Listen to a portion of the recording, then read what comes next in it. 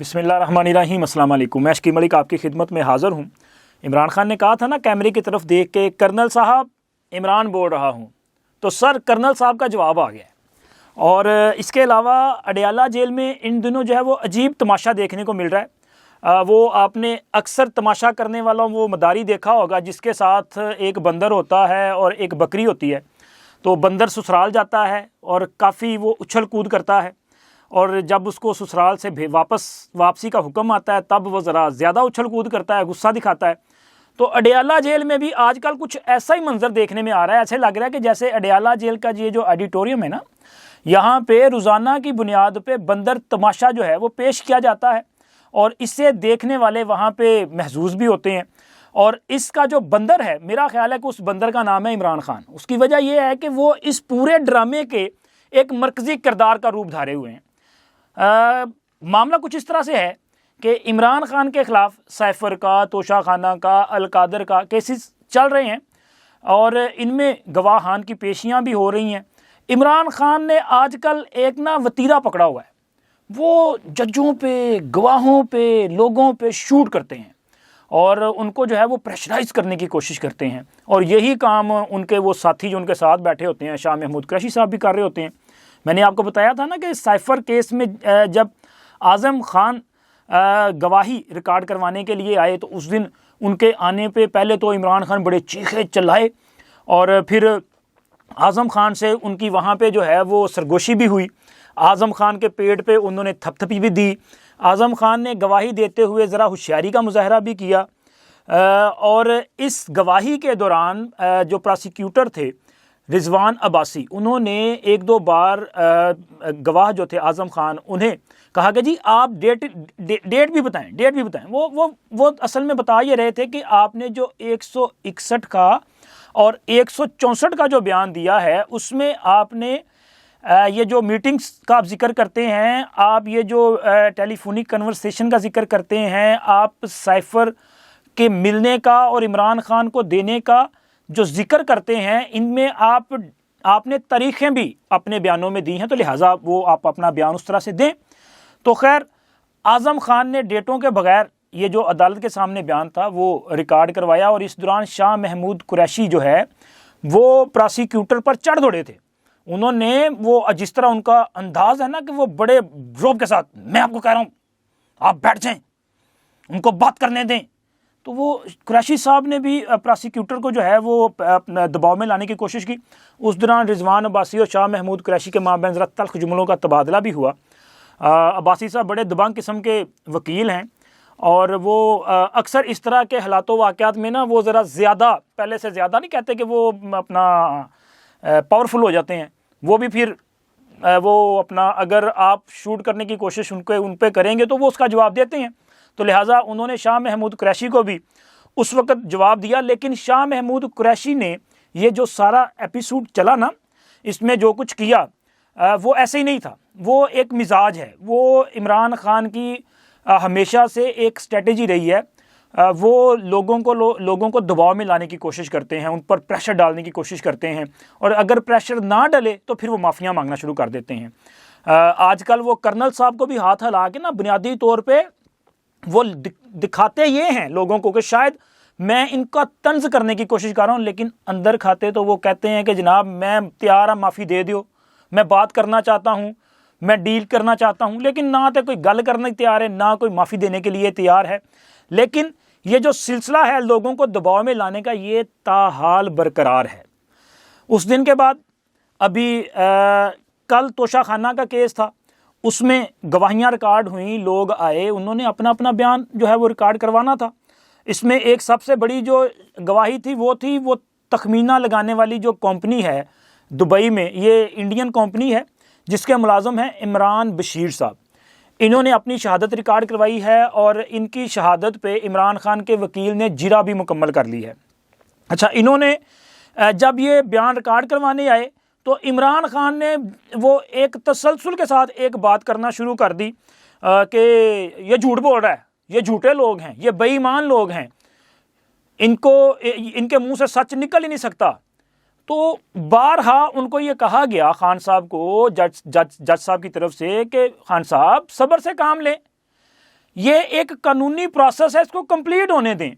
وہ اپنی بات کر رہے ہیں، ان کو بات کرنے دیں، آپ کا وکیل جرا کرے گا، آپ کو موقع ملے گا، لیکن خان کی دی سنتا بھی عمران تے پاگل ہو گیا۔ وہ یہ بھی میں نے آپ کو بتایا تھا کہ عمران خان روز بہ روز جو ہے وہ سٹریس کا شکار ہوتے جا رہے ہیں،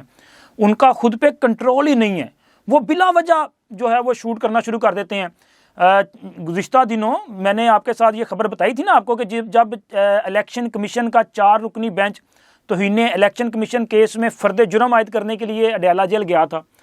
تو فرد جرم عائد کرنے کے دوران عمران خان نے اس وقت الیکشن کمیشن کے ممبران پہ باقاعدہ حملہ کر دیا تھا، یہ چڑھ دوڑا تھا بندہ ان کے پر۔ اور وہ آپ نے ایک ویڈیو دیکھی ہوگی، میرا خیال ہے کہ آئی تھنک کہ امریکہ کی ایک عدالت کی ویڈیو جس میں ملزم کو سزا ہوتی ہے تو ملزم جو ہے وہ ایک خاتون جج ہے اس کے اوپر جمپ کر دیتا ہے۔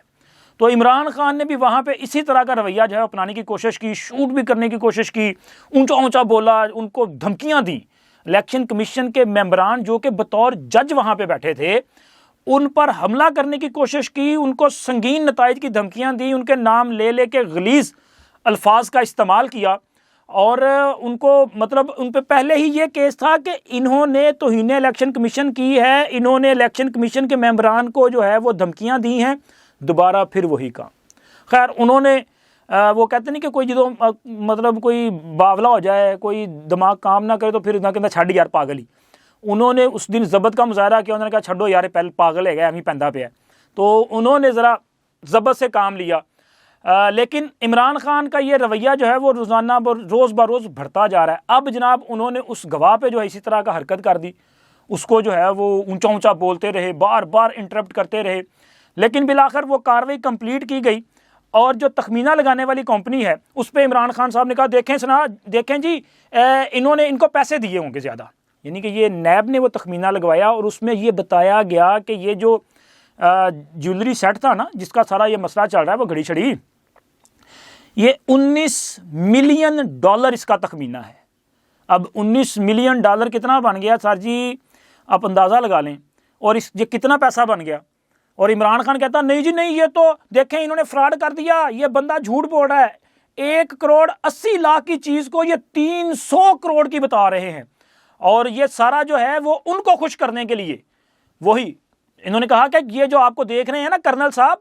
کیمرے کی طرف اشارہ کر کے کہا کہ آپ ان کو خوش کرنے کے لیے کہہ رہے ہیں۔ تو عمران خان بار بار کرنل کا ذکر جو کر رہے ہیں نا، اصل میں عمران خان التجائیں کر رہے ہیں کہ خدا کے بندوں میری سن لو،